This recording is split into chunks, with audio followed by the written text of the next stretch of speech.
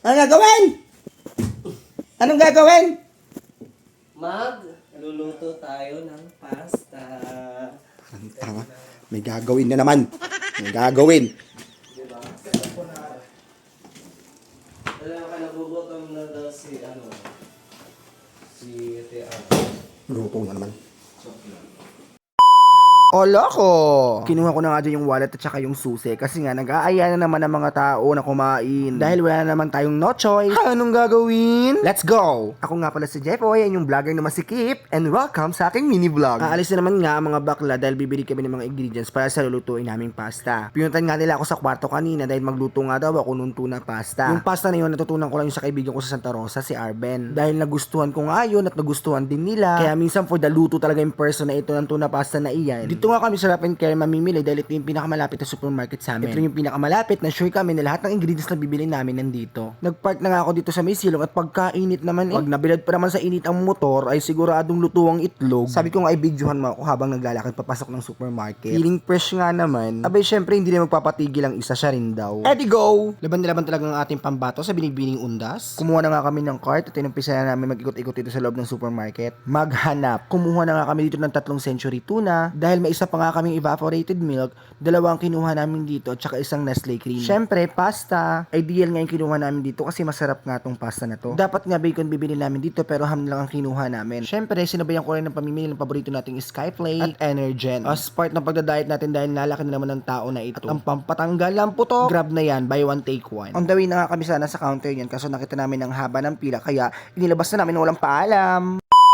Bogs. Hindi ko na nga binidyohan yung pagpila namin sa counter dahil napakahaba nga. Kaya dito na tayo sa bahay at mag-unboxing tayo ng pinamili natin. Hala, excited. Akala mo ngayon nag-unboxing ng package galing ibang bansa. Ayan, nalaglag. Wala pang 3 seconds yan. Pinulot. Guess the price nyo nga sa comment section kung magkano ito lahat na nabili namin. Abay, grabe na din talaga yung mga bilihin ngayon. Hindi ko rin in-expect na gano'n naabot yung presyo ng mga pinimili namin. Pero dahil nasa counter na nga tayo, ano pa bang magagawa ng tao na ito? Nagbayad. Bali, chinek ko nga dito kung kompleto talaga yung mga nabili namin. Abay, nakakainis din naman pag bumalik ka pa dahil kinulang ka ng mga binili. Buti na lang tagat kompleto. Bali, ito na nga yung mga ingredients na gagamitin natin sa pagluluto ng tuna pasta. Kaya anong gagawin? Umpisa na natin! Naghiwa na nga ako dito ng sibuyas at bawang. Sunod ko ngang hiniwa yung ham na matigas pa. Oo, matigas pa siya at frozen nga. Tingnan mo naman kita pa yung mga yelo. Pagdating kasi agad inumpisan agad namin. Mag-watering na nga tayo sa ating kaldero na gagamitin sa pagluluto ng pasta. Tansyahin nga lang ang waa. Mag-light na tayo ng kalan. Ilagay yung kaldero na maraming tubig. Hintayin kumalo. Habang naghihintay nga kumalo,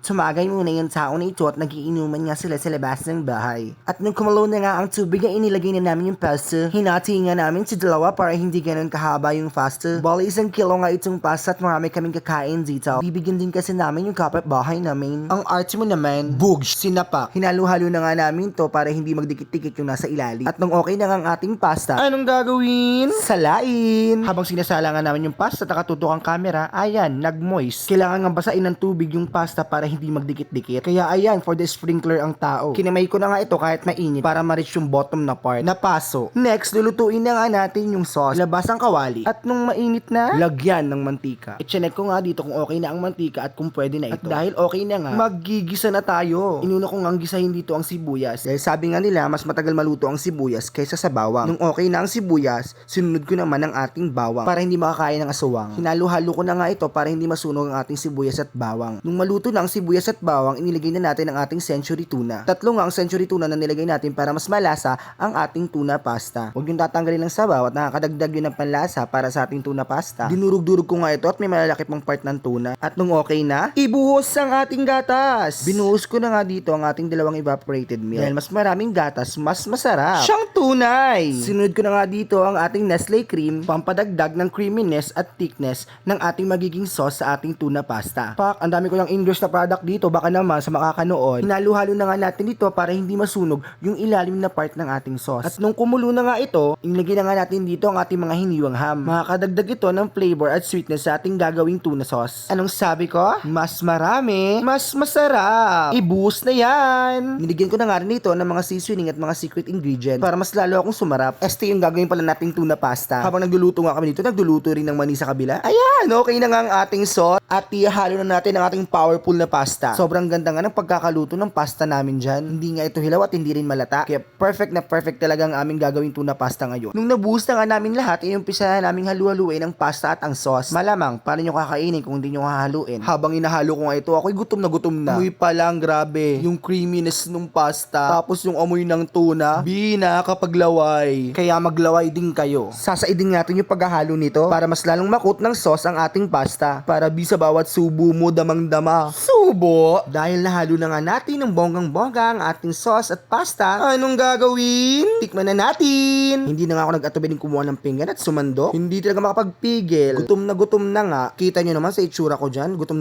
na nga ako. Lumamon! At ito na nga ang kilabasan ng ating tuna pasta. Sana nag-enjoy kayo sa panunood. Paano ba yan? Hanggang sa muling pagkikita. Paalam!